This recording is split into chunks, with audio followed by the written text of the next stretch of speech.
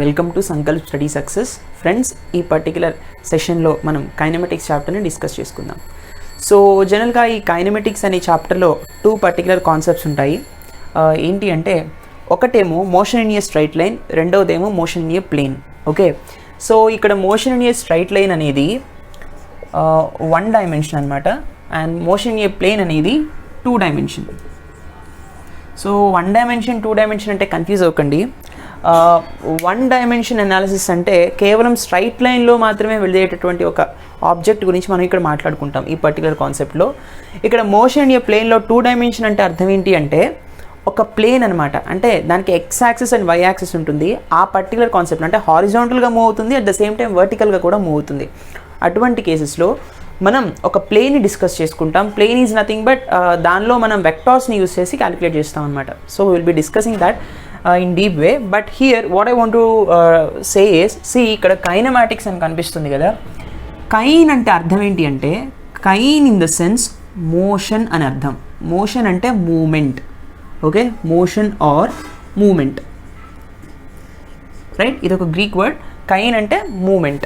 మ్యాటిక్స్ అంటే simple mathematics అని చెప్పుకోవచ్చు. అంటే the mathematics which deals with motion or movement is called kinematics. అంటే ఒక ఆబ్జెక్ట్ యొక్క మూమెంట్ని, ఒక ఆబ్జెక్ట్ యొక్క పొజిషన్లో వచ్చిన మార్పు గురించి మాట్లాడేటటువంటి సబ్జెక్ట్నే కైనమాటిక్స్ అని చెప్పొచ్చు.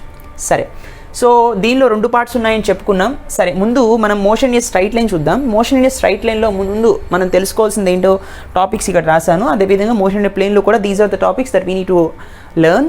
సరే, the first thing we have to learn is frame of reference. తర్వాత ఒక ఆబ్జెక్ట్ యొక్క పొజిషను, అది సర్టెన్ డిస్టెన్స్ ట్రావెల్ చేసినప్పుడు దాని యొక్క పాత్ లెంత్, దాని తర్వాత డిస్ప్లేస్మెంట్, అసలు డిస్టెన్స్ అంటే ఏంటి, డిస్ప్లేస్మెంట్ అంటే ఏంటి, వాటి గురించి. ఆ తర్వాత ఇన్స్టాంటేనియస్ స్పీడ్, యావరేజ్ స్పీడ్.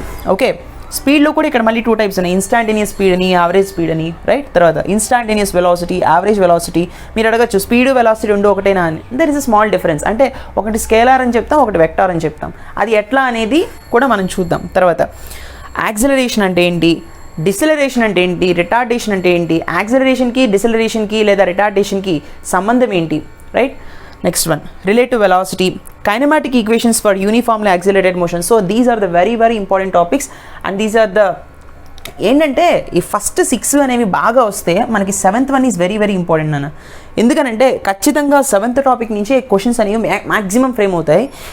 ఇది మీరు చెయ్యాలి అంటే ఇవి నేర్చుకుని ఉండాలి, రైట్? అదేవిధంగా మోషన్ ఇన్ ఏ ప్లేన్లో scalars and vectors, operation on vectors, resolution of vectors, these 3 topics are the basics అనమాట.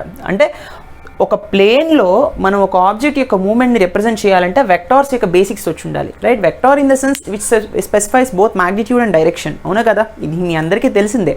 అంటే ఒక ఆబ్జెక్ట్ని నేను త్రో చేసినప్పుడు వర్టికల్గా అయినా హారిజాంటల్గా అయినా అది వర్టికల్గా ఎంతవరకు డిస్ప్లేస్ అయింది, హారిజాంటల్గా ఎంత డిస్ప్లేస్ అయిందో దాన్ని బట్టి మనం మ్యాక్సిమం హైట్ని కానీ, రైట్, ప్రొజెక్టైల్ గురించి కానీ క్యాలిక్యులేట్ చేయాలన్నా సరే కంపల్సరీగా మనకి వెక్టార్స్ అనేవి యూజ్ అవుతాయి. తర్వాత motion in a plane with constant acceleration. Next relative velocity in 2 and 3 dimensions. Projectile motion, this is a very important topic. Projectile motion అనేది కంపల్సరీగా ఏ కాంపిటేటివ్ ఎగ్జామ్ అన్న, whether it is NEET, EAPCET or EAMCET or IIT JEE mains or advanced, projectile motion నుంచి compulsory question frame చేస్తాడు. మీరు ఈ projectile motion యొక్క concept నేర్చుకోవాలి, దానిలో డిఫరెంట్ అప్లికేషన్స్ నేర్చుకోవాలి. అవన్నీ మనం డిస్కస్ చేద్దాం.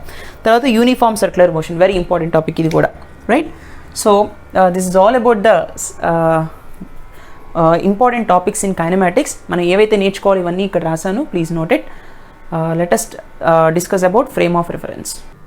Okay, so friends, let us see the first topic, that is frame of reference. This is the basic concept అనమాట, ఫ్రేమ్ ఆఫ్ రిఫరెన్స్ అనేది. ఇది చాలామంది కన్ఫ్యూజ్ అవుతారు ఈ ఫ్రేమ్ ఆఫ్ రిఫరెన్స్ గురించి ఆలోచించేటప్పుడు.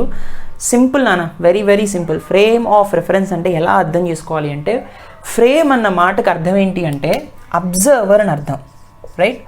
అబ్జర్వర్ అంటే చూసేవాడు. ఫ్రేమ్ ఆఫ్ రిఫరెన్స్ అంటే చూసేవాడి దృష్ట్యా అని తెలుగులో అర్థం వస్తుంది. అంటే చూసేవాడి పాయింట్ ఆఫ్ వ్యూలో అని అర్థం, చూసేవాడి దృష్టిలో అని అర్థం అనమాట. ఫర్ ఎగ్జాంపుల్, నేను ఒక ఆబ్జెక్ట్ గురించి మాట్లాడాలనుకోండి, ఆ ఆబ్జెక్ట్ యొక్క పొజిషన్ నేను చెప్పాలనుకోండి, నాకు ఒక రెఫరెన్స్ కావాలి. దేని దృష్ట్యా అది ఆ పొజిషన్లో ఉందనేది నేను చెప్పాలి. Yes or no? అంటే ఫర్ ఎగ్జాంపుల్, ఈ మార్కర్ ఉంది, ఈ మార్కర్ని ఇక్కడ పెట్టాను, రైట్?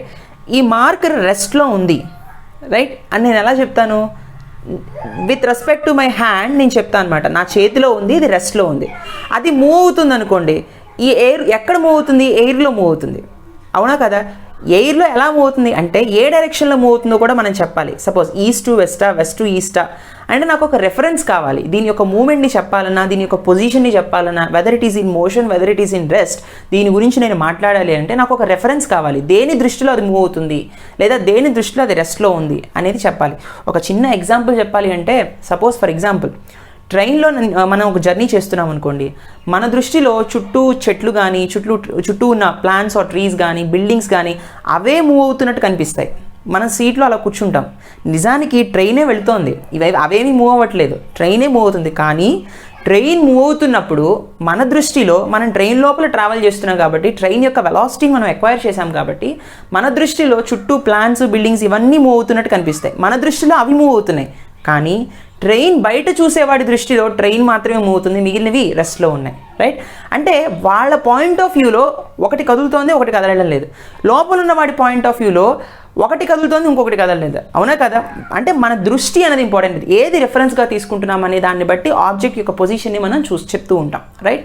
అయితే కైనమెటిక్స్ పాయింట్ ఆఫ్ వ్యూలో దేన్ని మనం రెఫరెన్స్ పాయింట్గా తీసుకుంటాం అంటే, దేన్ని మనం ఫ్రేమ్ ఆఫ్ రెఫరెన్స్గా తీసుకుంటామంటే ఖచ్చితంగా రెక్టాంగులర్ కోఆర్డినేట్ సిస్టమ్.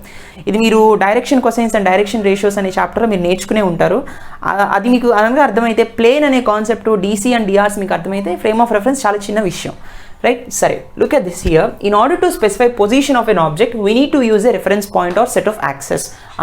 మనం ఒక ఆబ్జెక్ట్ యొక్క పొజిషన్ని స్పెసిఫై చేయాలి అంటే, ఆబ్జెక్ట్ యొక్క పొజిషన్ అంటే ఆ ఆబ్జెక్ట్ ఎక్కడ ఉంది, ఎట్లా ఉంది అనే దాన్ని చెప్పాలి అంటే we need to use a reference point. మనకు ఒక రెఫరెన్స్ పాయింట్ ఉండాలి. దాని దృష్టిలో ఇలా ఉంది, దాని దృష్ట్యా ఈ విధంగా ఉంది, with respect to that point ఆ ఆబ్జెక్ట్ యొక్క పొజిషన్ ఇలా ఉందని చెప్తాం. That is nothing but set of axes అనమాట. మనకి తెలిసింది కదా, this is X axis, this is Y axis, right? And ఈ ఎక్స్ యాక్సిస్ వై యాక్సిస్కి 90 డిగ్రీస్లో, ఈ రెండు 90 డిగ్రీస్లో ఉంటాయి. మళ్ళీ ఈ రెండింటికి 90 డిగ్రీస్లో మరొక యాక్సిస్ ఉండాలి. అది ఇలా వస్తుంది బయటికి, అవునా కదా? దాన్ని ఇలా డాట్ చేస్తాను నేను, ఇలా బయటకు వస్తుంది. అప్పుడు దీనికి ఇలా వచ్చింది అనుకోండి యాక్సిస్ అనేది, రైట్? సో దీనికి 90 డిగ్రీస్ ఉంది, మళ్ళీ దీనికి 90 డిగ్రీస్ ఉంది. సింపుల్గా మనం ఇలా పెట్టచ్చు, X axis, Y axis, Z axis. This particular point of intersection ఏదైతే ఉందో దాన్నే మనం ఆరిజిన్ అని పిలుస్తాం, right? The point of intersection of these 3 axis is called origin. అంటే origin is the reference point మనకి కోఆర్డినేట్ సిస్టంలో. ఆ రెఫరెన్స్ పాయింట్ నుంచి ఆబ్జెక్ట్ యొక్క పొజిషన్ని మనం స్పెసిఫై చేస్తాం అనమాట, right? So it is convenient. అసలు ఇది మనం ఎందుకు యూజ్ చేస్తాము అంటే, it is convenient to use rectangular coordinate system, to choose a rectangular coordinate system consisting of 3 mutually perpendicular axes labeled x, y and z axis. అంటే x axis, y axis, z axis ని తీసుకుంటే మనకి it's very easy అనమాట to observe the position of an object, right? తర్వాత ఈ particular origin అనేది reference పాయింట్గా తీసుకుంటాం, అది మనకు తెలిసిందే. తర్వాత coordinate system along with a clock constitutes a frame of reference. ఇది వెరీ ఇంపార్టెంట్ పాయింట్. అంటే ఫ్రేమ్ ఆఫ్ రెఫరెన్స్లో ఒక ఆబ్జెక్ట్ యొక్క పొజిషన్ చూసాము. నిజానికి మోషన్ అంటే అర్థం ఏంటి? పొజిషన్లో వచ్చినటువంటి మార్పే కదా మూమెంట్ అంటే. ఇప్పుడు నేను ఇక్కడ ఉన్నాను, ఒక 2 సెకండ్స్కి మళ్ళీ ఇక్కడికి జరిగాను అనుకోండి, అంటే ఆ 2 సెకండ్స్ టైంలో నా బాడీ యొక్క పొజిషన్ ఇక్కడి నుంచి ఇక్కడికి మారింది, అవునా కదా?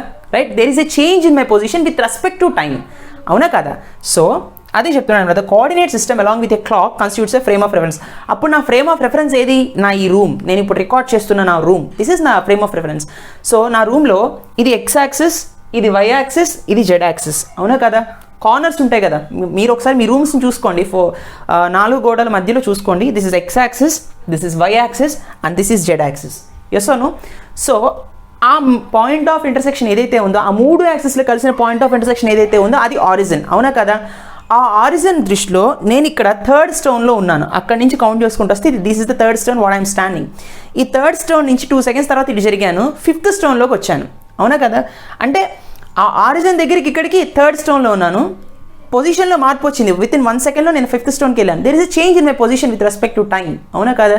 This is nothing but movement or motion అనమాట, అకార్డింగ్ టు దిస్ డెఫినిషన్. అయితే what is the frame of reference here? Frame of reference is nothing but my room, the floor, right? So ఆ విధంగా మనం అర్థం చేసుకుంటాం. ఖచ్చితంగా మనం కైనమాటిక్స్లో ప్రాబ్లమ్స్ పాయింట్ ఆఫ్ వ్యూలో మనం కోఆర్డినేట్ సిస్టమ్ని మనం ఫ్రేమ్ ఆఫ్ రెఫరెన్స్ కింద చూస్తాం అనమాట, right? So I hope you understand this lecture. Let us meet in next lecture. Thank you.